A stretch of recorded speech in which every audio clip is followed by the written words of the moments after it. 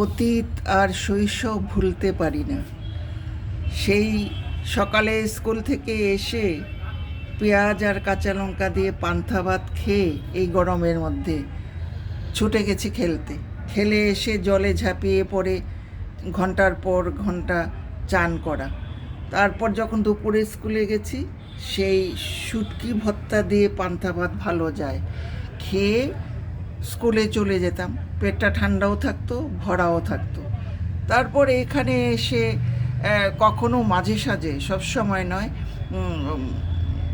বেশি করে পেঁয়াজ দিয়ে মসুর ডাল বড়া দিয়ে পান্তা খেতাম।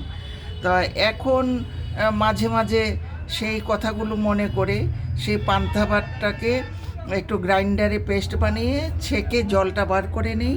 তারপর ফ্রিজের জল দিয়ে একটু চিনি, ঘরে পাতা টক দই, দেখতেই পাচ্ছেন মাখনগুলো কিভাবে ভেসে আছে, মৌরি আর জোয়ান একটু ভেজে পাউডার দিয়ে দিয়েছি, বিট নুন আর চিনি দিয়ে ভালো করে মিশিয়ে এক গ্লাস খেয়ে নিলেই বা 2 গ্লাস খেলেই দুপুরে আর না ভাত খেলেও হয়, ঘুমটাও ভালো হয়।